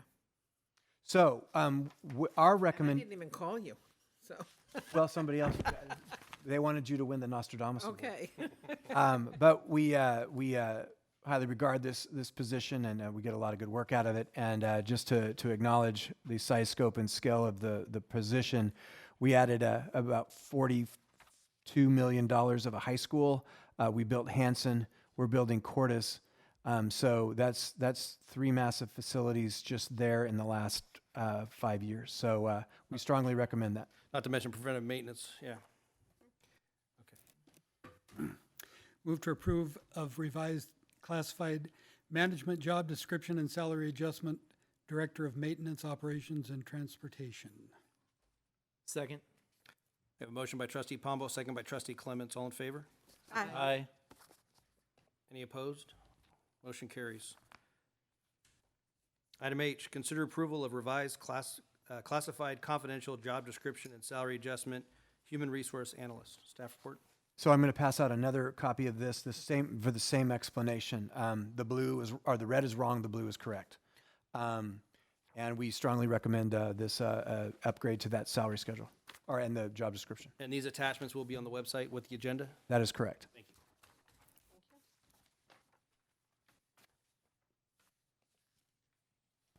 My only caution on realigning salaries is that we are doing this because we're comparing to other salaries in the area, and we want to stay competitive in the market when we post for positions, that we are not realigning salaries because someone's very busy. That tells me that we need more staff, not that we need to give someone a raise. So if it's to, stay competitive and stay within what the market is demanding for these types of positions, then I'm all good with it. Correct. Is there a motion? I will move to approve the revised classified confidential job description and salary adjustment, human resource analyst. Second. I have a motion by trustee Lampel, second by trustee Clements. All in favor? Aye. Any opposed? Motion carries. Item I, consider approval of second reading and adoption of the updated board policies and administrative regulations. Any staff report on that? None.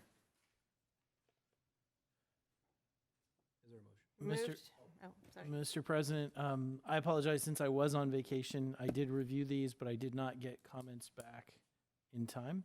There are 3 board policies that I would like to discuss, if I may. Absolutely. Board bylaw 9100, which is titled Board Bylaws.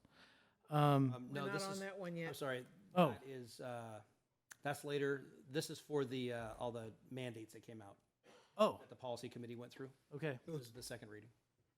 The other ones are going to be a first reading. Yeah, those are first read, yeah. Okay. Getting ahead of yourself. I'm getting ahead of myself. All right. Yeah, I've notes That's on what this happens also. when you spend a week in hell. Well, I move to approve the second reading and adoption of updated board policies and administrative regulations. And Second. Okay, and I'd like to thank the committee for, this is a lot of work. Motion by trustee Goodrich, second by trustee Pombo, with trustee Lampel's thanks. All in favor? Aye. Any opposed? Motion carries. Item J, consider approval of architecture services agreement for school modernization with Nichols, Melberg, and Rosetto. Staff report? So in terms of process, we have been investigating a modernization project at Lammersville Elementary for our oldest school site.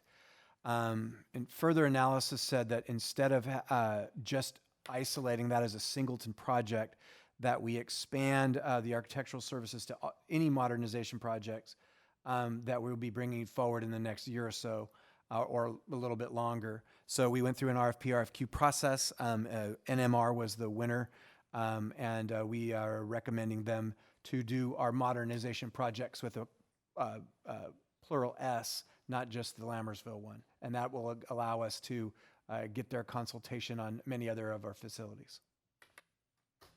I'll move for approval of architectural services agreement for school modernization, excuse me, with Nichols, Melberg, and Rosetto. Second. Any further discussion? I have a motion by trustee Lampel, second by trustee Goodrich. All in favor? Aye. Any opposed? Motion carries. We're going too long. Our meeting's been short. Now I'm all screwed up. Item K, consider approval of governing board of LUSD for 2019 lease revenue bonds, Cordis Elementary School, and resolution 192001, authorizing the issuance and sale of notes in the aggregate principal amount of not to exceed $39 million to finance education facilities of the Lammersville Joint Unified School District, and approving related financing documents and official actions. Staff report. So simply put, it's come to a point where the master plan and the mitigation agreement process has run into the state construction bond funding process, and Governor Brown's philosophy of selling bonds related to Proposition 51 and we're building a school. We have money on the funded list, but it's yet to be released to us because the state has to sell the bonds, and it has to get to be our turn on the list. As a result, as a bridge loan, we are going through this process so that we can continue the construction of the school, open the school on time for summer of 2020, and we're going to finance the construction costs until the money is released from the state. With that said, I want to introduce our team and have them come up to the podium. Mr. Chris Lynch from Jones Hall, he's our bond counsel. Mr. Bruce Kearns from Stiefel, he's we call him our finance guy. And Steve Gould, who works for California Financial Services, who's helped us with this process and advocates for the district. And so in order for us to formally approve the lease note and the bridge loan, we need to go through this process. You guys have a presentation, or do you just want questions? Any questions from the board? I appreciate you guys being here. I know this is a long process, and I guess they're also here for these other items. Okay. If there's any questions.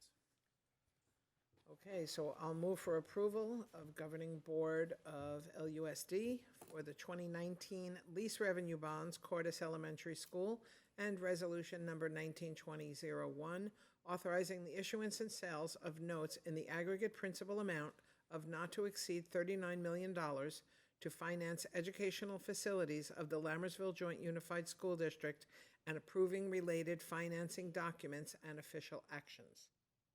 Second. Motion by trustee Lampel, second by trustee Clements. All in favor? Aye. Any opposed? Can't get down to vote. Motion carries. Roll call. Matthew Balzerini. Aye. Colin Clements. Aye. Sharon Lampel. Aye. Ann Goodrich. Aye. David Pombo. Aye. Item L, consider approval to adjourn from regular session to open the regular meeting of the Board of Directors of the Lammersville School Finance Authority. So moved. Second. A motion by trustee Lampel, second by trustee Clements. That's okay, President Matt.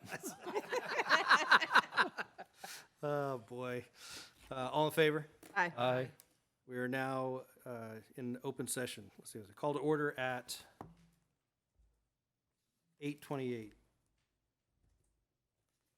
Item A, consider approval of Board of Directors of Lammersville School Finance Authority for 2019 lease revenue bond, Cordis Elementary School, and Resolution 1920-01, authorizing the issuance and sale of notes in the aggregate principal amount of not to exceed $39 million to finance educational facilities of the Lammersville Joint Unified School District, and approving related financing documents and official actions.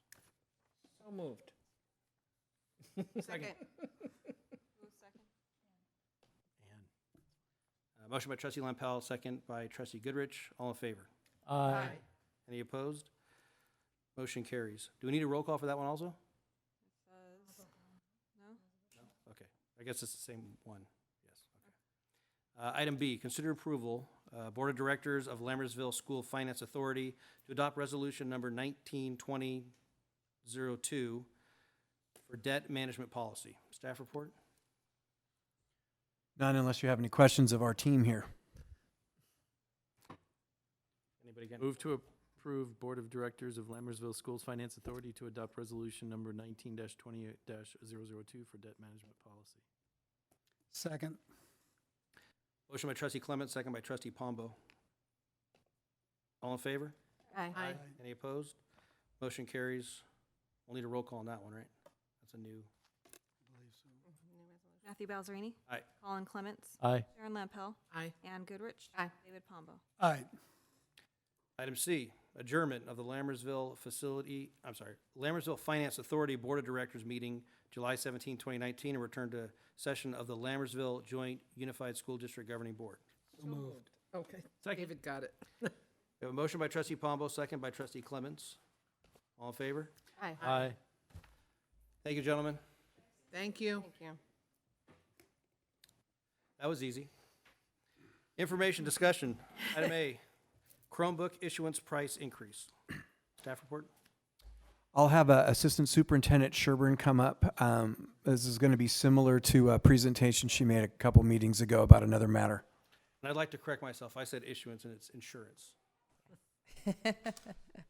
So, good evening again. This is really an informational item to bring forward. We have been offering insurance for Chromebook damage to parents as an option for $25 per device each year. That insurance will cover specified accidental damages that might happen and would be a savings for a parent should something happen to that Chromebook. It's not required, but should they not purchase the insurance and something were to happen to it, then there would be charges for the actual damage cost. In looking at that, we are currently self-insured as a district. We, several years ago, outsourced that insurance through an insurance group.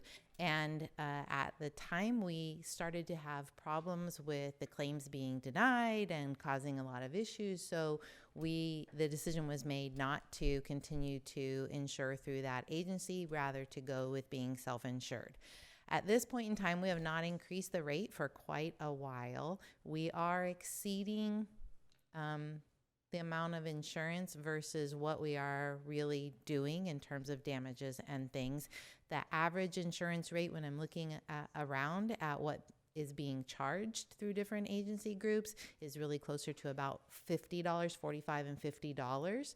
So our recommendation is that we want to increase the insurance rate that we would charge this year for at up to $35 to help mitigate some of those costly repairs that we're making. Would $35 cover, like on average, does that premium cover the cost of the claims? It really depends upon whatever the claim is. So, no. No, I mean overall, it's because you have 10 people that buy insurance at $35, right? And if there's one claim at $350, which I know that's oversimplification, but then at least your premiums cover your claims, so to speak. Right. We would be a little bit closer in balance, but it's not going to be. It's still not going to cover it. Yeah. Okay. And how many families purchase the insurance? About? It really varies by site. So depending upon which site you're at, roughly across the district, it surprisingly to me is only around 25% are purchasing the insurance, because to me it's a pretty decent deal to mitigate the potential of a student damaging a Chromebook. Yeah. As a parent, when I saw the premium that they charged, for Chase at the high school, I was like, "Oh, this is ridiculously cheap." So. And as a parent who thought she purchased the insurance and didn't for one of her children, and then he broke the Chromebook, I would highly recommend that parents take advantage of this bargain basement price. Any further questions or comments? I'm just curious as to the 75% that don't buy the insurance. Certainly some of them have issues with broken computers and what. Well, absolutely. Is there difficulty in collecting for those repairs for the parents who don't purchase the? There has been, and every year we have, let's say it's a freshman who breaks a device. We still need to provide access to doing their work and a device and all of that. So that Chromebook would be reissued, a working Chromebook would be reissued to the student, and that fee would stay on their books at the school, and they may only be a sophomore this year and a junior next year, and they are, prevented from doing certain activities until their fines are cleared. Chromebook fines being one of those kinds of things. They're supposed to clear all their fines at the end of the year, but every year we roll over certain percentage of fines. This year was much better than we have done. We've put in, over the last year and a half, we've put in some more practices to try and collect more. I know last year at the end of the year, we had over $30,000 in outstanding fines. And so we put in some new things. I think this year we were closer to $12,000 at the end of the year, still in outstanding fines. Not that that really has any any bearing on the price of the insurance. I was just curious about that. Thank you. Okay, thank you. Very much. Item B, first reading of updated board bylaws. This one.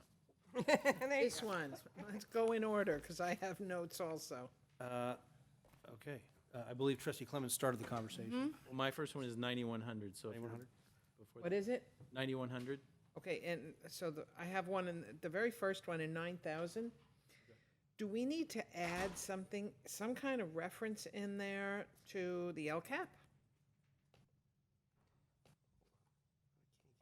'Cause it talks about the role of the board. 9,000, okay, roll Yeah. hard.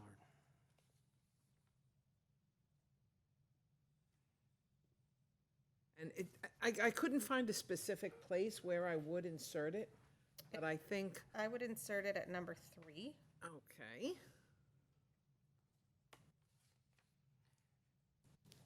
Providing support to the superintendent and staff as they carry out the board's direction by, and just maybe add another letter in there. Yeah.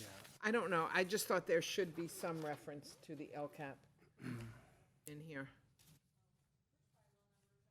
This one's, 9,000, yeah. first one. 9,000, add LCAP to number 3.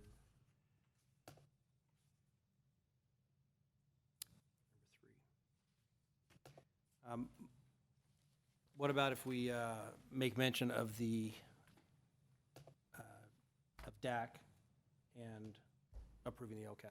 On that, okay. Yeah. Okay. My next comment is at 9110. Does anybody have anything before that? 9100, go for it. So on Board Bylaw 9100, item 4 is basically we're saying in the board bylaw that at the organizational meeting, which is the one when the new board members are installed, we're going to develop a schedule of regular meetings for the year. We actually do that midway through the year.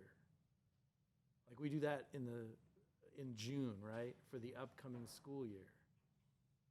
That's true. So we should, and I'm not saying to change our procedure or what we do, because I like the way we do it. I just We should be reflected correctly. Noel, do you know when we do that? When the meeting schedule comes out for the board? it's like in May or Does that come out with actually comes out with the? Okay. Okay, well, no, it's not, we know it's not December, okay, No, so. it's like May or June. Yeah. Move, that's, okay.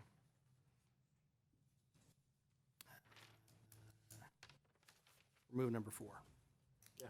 Okay. So in 9110, I just had a question. You might know about this, President Balzerini. There was a proposal to change the start of the term for new board members. Did that die in the state government, or is it still out there? Because it talks in here about when board members take, the new board members start in December and the timing of all of that. And it just made me think of, there had been a proposal at the state level to change when new board members. Second Friday in December. So it did Oh, it's not- pass. Oh, it's not the Tuesday, it's not the second Tuesday. It used to be Tuesday, right? First Tuesday, oh, for sure. Second Friday.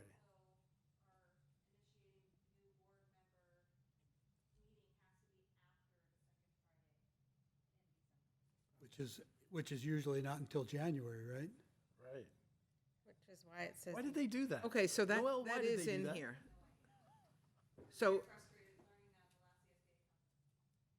So it looks like, oh, I see, because this was adopted, this was updated this year, and that's in there, the second Friday in December, so that's current, 9110. It looks like it's correct.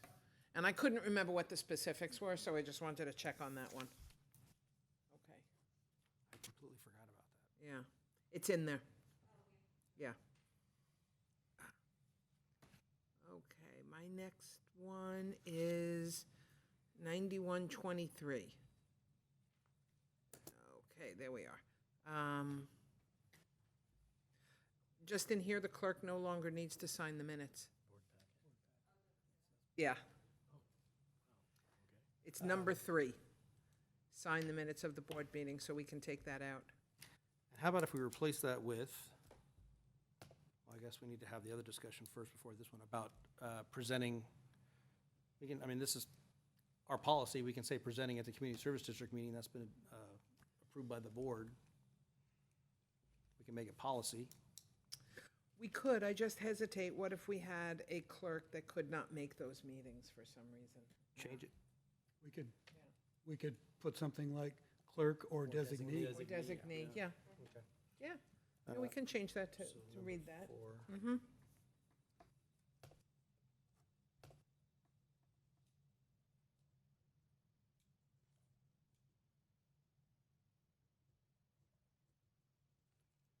Okay. Okay, the next one, 9124, number 4. Maybe I have, no, that can't be the right number. In here, it says somewhere annually, do a self-evaluation, or Yep. I don't know where it's at, but that is something that the board, yeah. there's an, I can't remember if it was the one referring to annually evaluate the superintendent, or it must be. Should we add a month to kind of hold our feet to the fire on it? As far as the superintendent? Yeah. Oh, It was we number create, huh? 4. Yeah, that's actually in the superintendent's contract. Correct, and it says June.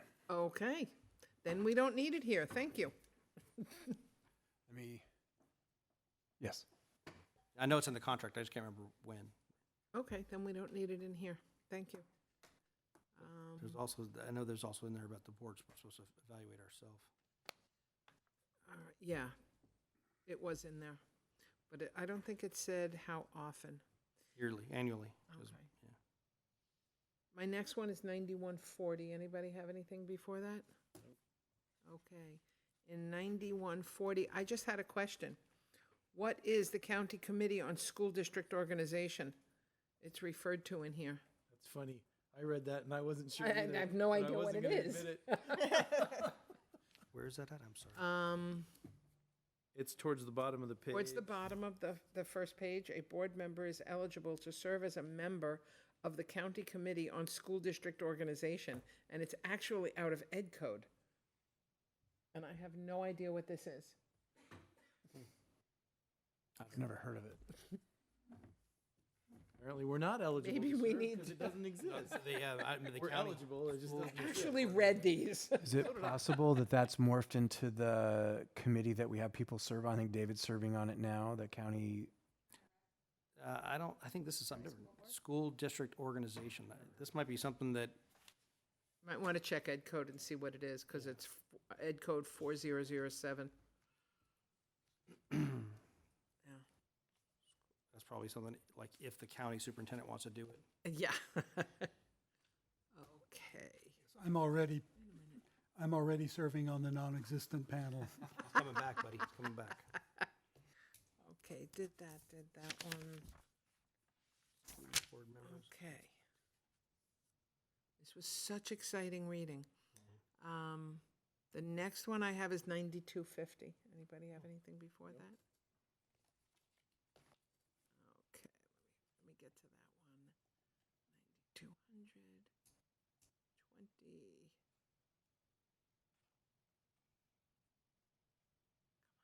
Remuneration? Reimbursement, other benefits.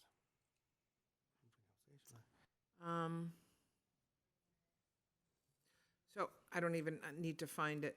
On the second page, there's something about health and welfare benefits, and there's a piece in there that's not in compliant and up to date with law, because children up to 26 years old can be on their parents' insurance, and they do not have to be students. So we need to update that. That's very old language in there, very typical, but old language. And I actually went to the bottom of that one and realized why it was out of date. That one hasn't been updated in a long time. Where am I? 9250, there it is.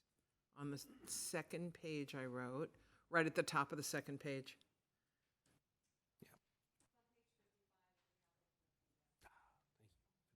No, I know.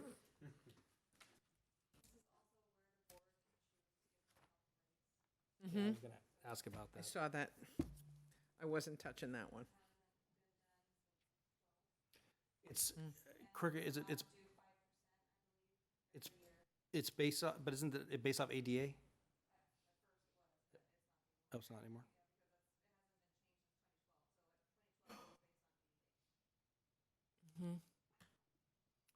Yeah. So when you say it isn't anymore, do you mean because it hasn't been changed in so long, or it's no longer has to do with ADA?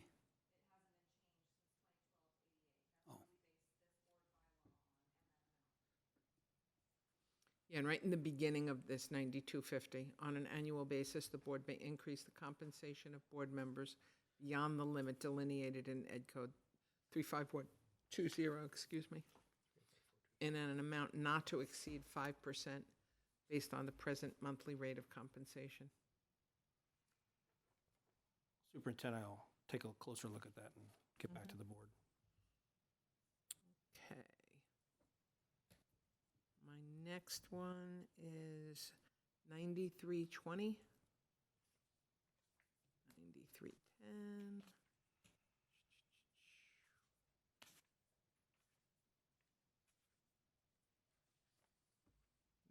Meetings and notices. Yeah, on the second page, there's a section that has blanks, and I don't know why they're not filled in. Because we need to fill them in. The board shall page hold 71. blank regular meetings each month. Regular meetings shall be held at the time and the days at the, so, yeah. So it needs to be filled out.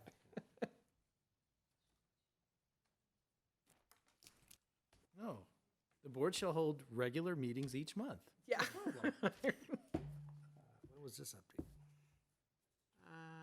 This one, They're held in the PM. this is a long one. On blank days. Yeah, 2008. And then why? How did I miss that? Because I'm the one that updated it. Me and Chris Cunningham. Yeah.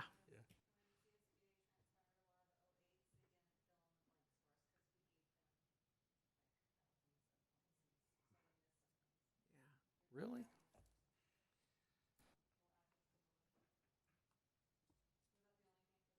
Yeah. Which one are you looking for now? 9322. Here we go. You're there That's also? the one you had? So I had for that one, for agenda, there's no reference to electronic publication of the agenda. Do we not have suggestions from CSBA on board bylaws? I don't know if they provide them for board bylaws. Do they? Yeah. And then, you know, there's a whole thing in here about how the agenda is published, and there's no reference to electronic publication. Well, that's why we're doing this. Is that what you had also, Colin, or did you have something different? No, I had something different. I'm trying to get there. So 93.21.1. Hold on, sorry. 9322. Okay, so and it's more of a question on interpretation rather than a comment, but it says that what I was looking at, remember I'm looking at the old one because the one that was the first reading. On the bottom of the second page of the bylaw, and the top of the third page, it says, at least 3 days before each regular meeting, a copy of the agenda and agenda packet shall be forwarded to each board member, including the superintendent or designee's report. That would imply to me, and I know that superintendent's report's on the agenda, but this kind of implies that we actually are supposed to get his actual report, and that's not what happens. And I'm not saying that, and I know that a lot of it is like, especially the metrics, like when he's reporting in on testing metrics, those aren't done sometimes until the day of the meeting. So Strike. I think we have to. Well, how about including the topics to be addressed in the superintendent or designee's report? Because that's what we do. Okay. The topics are there.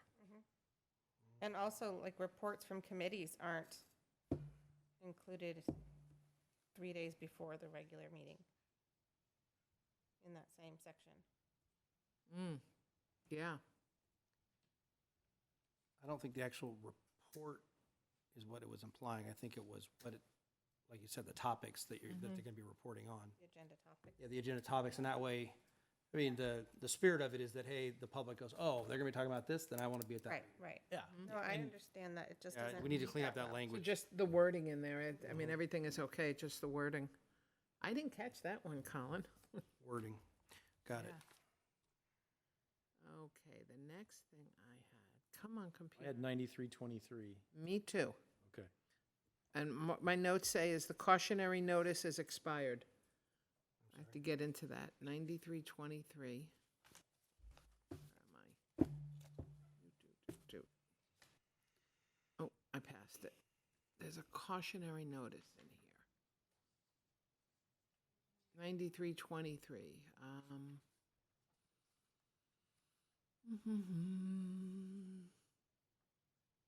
Looking for it. So can I go with mine on 9323 then? Yeah, go ahead. So on subpoint 6, and this is a question for the like interpretation because I don't understand it. On number 6, it says, in addition, the board may not prohibit public criticism of district employees. And then the next paragraph says, whenever a member of the public initiates specific complaints or charges against an employee, the board president shall inform the complainant that in order to protect the employee's right to adequate notice before a hearing of such complaints and charges, and also to preserve the ability of the board to legally consider the complaints or charges in any subsequent evaluation of the employee, it is the policy of the board to hear such complaints or charges in closed session. So are we saying they can't, I mean, in one sentence, we're saying they can say it in a public meeting, and in the other sentence, we're saying we should tell them they're not supposed to. And I didn't understand how those two articulate. Where was the first one? I'm sorry. So, And it, board may not prohibit public criticism of district employees. Okay.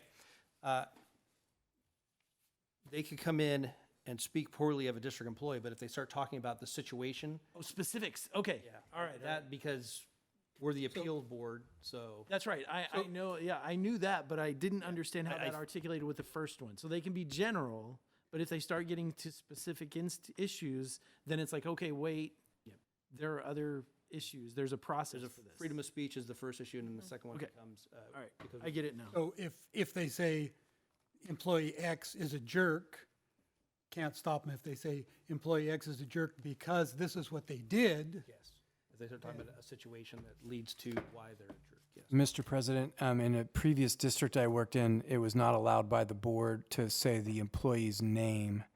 They could say, I have my child is in a teacher's classroom at school X, and they're a jerk, but they couldn't say the person's name. So I'd like direction to make sure that, because I've seen boards say that you can't disparage somebody's name. We need to check on the legality of that. I don't know that that's. It may have been wrong, but I just, that, Could be a freedom of Let's speech check issue. it. I mean, let's just check if it's a First Amendment violation, employee's name. So I found the cautionary note. It is page numbers come back up. It's in the E document. Following all of that on page 103, right at the top. So it's point something? Yeah, it's E 9323.2. This cautionary notice thing here was when we had the tiered categorical programs. This doesn't apply anymore, right? Right, Heather? Yeah, we don't do this anymore. Talks about the 2012-13, 8-9 through 12-13 fiscal years. So we can just remove this policy? I don't know about the policy or just the cautionary note. Because the cautionary note was about that tiering of the categoricals at that time.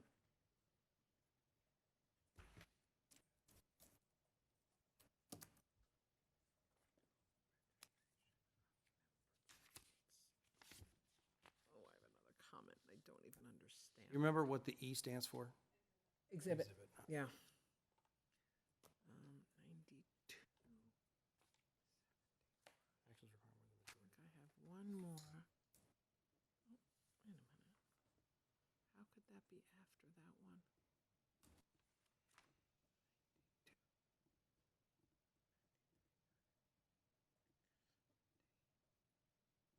Do you you have any more, Colin? No, ma'am. I have to find this one. I don't know why it's out of order. Here's your board self-evaluation.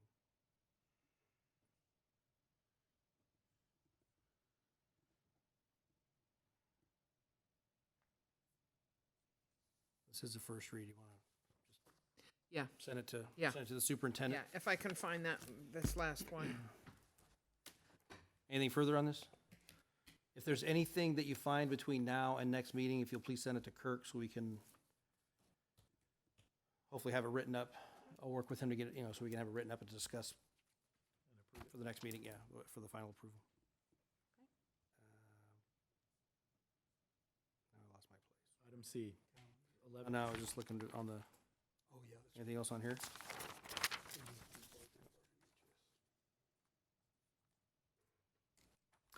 Okay, item C, LUSD board report to MHCSD. I realize some of you don't know the history of this, so I wanted to make sure that you're brought up to speed. Following our last meeting, during that meeting, we had some discussion about the CSD. Trustee Lampel went and presented at their board meeting and kind of made mention about the issue and the fact that they weren't being responsive to our requests. Not so much what the issue was or how the issue was handled, but just the fact of being unresponsive. And following that, Trustee Lampel was sent an email, and she forwarded me a copy of it that in essence said we would no longer be welcome to present during, they would have time on the agenda to present. And if we wanted to continue to present, it would have to be during public comment. At that point, that's why I added this to the agenda to discuss if we wanted to continue to do that during public comment, or if the juice is really worth the squeeze, I guess is what I was going to try and get at. But my understanding is since then, they told you verbally that we are going to be added back to the agenda? That's correct. Okay. It's on the agenda if anyone would like to discuss any of this. Or if any board members who don't feel like they understand what we're talking, or what you're talking about, to ask questions or. I was shocked by the email from staff saying that we're no longer welcome to present on their agenda and that we'd have to speak during public comment. So I'm glad it's been reversed, but my thanks to Trustee Lampel for reaching out to every single board member on the CSD board to get that issue resolved. Thank you. And I will just add that I was told that it was a glitch in their email system, that emails that we knew had been sent had not been received on their end, and decisions were made based on not all the information. And board members, when I went and gave the report during public comment, board members apologized for the misunderstanding and assured me that we would be back on the agenda permanently in the future. Well, regarding the previous issue at hand, I will tell this board that I sent an email on behalf of the board to try and work with their president 3 different occasions. I got no response back, and since then, since they've learned of the glitch, I have still received nothing from their president. We have the 2x2x2 meeting is coming up end of the month, so I'm hoping the ball's in their court on this one. They're supposed to host, so we'll see if it happens. But I guess my question to the board is, does anyone feel that we should not continue doing this, or would like to continue? I think we have to. We have to try. We are 2 organizations that are serving for the betterment of the community and the kids in the community, and we have to try to work together. And I would tend to agree. You know, my comments at that meeting were about communication, not about the topic. And one thing that I said was, no is a valid answer, but we need an answer. And that was the point of what I was saying. And if you read what Mr. Harrison puts in the newspaper, I actually send him my notes. So he's writing pretty accurately what I said at those meetings. And Brian Harrison, not Dan Harrison. Yeah, in Mountain House Matters. Thank you. And the responses I got when I reported that were about the answer, not the lack of an answer. So it was a little frustrating. Well, I think it's important that we continue to try to work to move forward and strengthen that relationship, even though, we may be. I think it's an important relationship to foster as long as we can. So I'm glad we're back on the agenda. There are a lot of issues in this community that fall within both purviews and that should be addressed by both parties. So it's important that we continue that dialogue if we can. And I agree. That's why I started going. I just started going on my own once, and then I brought it up here. Let's make it this, a committee meeting. So, And I believe it deserves being said that although we Lammersville Unified School District Board and MHCSD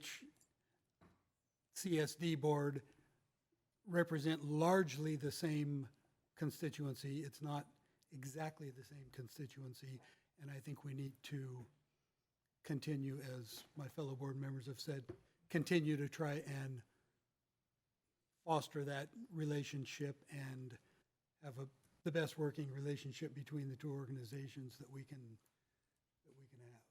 Okay, very good. Thank you. So we will proceed as we have been. Moving on to calendar item A, Thursday, August 1st, 2019. It's a new hire luncheon at Mountain House High School at 11:30. Item B, Monday, August 5th, certificated breakfast, Mountain House High School, 7:30 a.m. Item C, Monday through Tuesday, August 5th through 6th, professional development days, Mountain House High School. Item D, Tuesday, August 6th, 2019, classified breakfast, Cuesta at 8:30 a.m. Item E, Wednesday, August 7th, first instructional day of the 2019-2020 school year. Item F, Wednesday, August 7th, 2019 is our next governing board meeting at 7 p.m. I wanted to mention at the professional development days, it's only at the high school on August 5th. August 6th is at the site's working day for the teachers. Very good. Thank you for that. Sites. In a moment, we're going to be adjourning to closed session where we're going to discuss item A, public employee discipline, dismissal, release, complaint. Item B, conference with real property negotiators. The property is 397 East Ramsey Drive in Mountain House. Agency negotiators, Superintendent Nicholas. Agency parties, Mountain House developers, Camilos, Trimark, Shea Homes. Under negotiations is the price, terms of payment, or both. And item C, public employee appointment, employment, evaluation, superintendent. Is there a motion? I'll move to adjourn to closed session. Second. We have a motion by trustee Lampel, second by trustee Goodrich. All in favor? Aye. Any opposed? Motion carries. We're now adjourned to closed session. Thanks, everybody.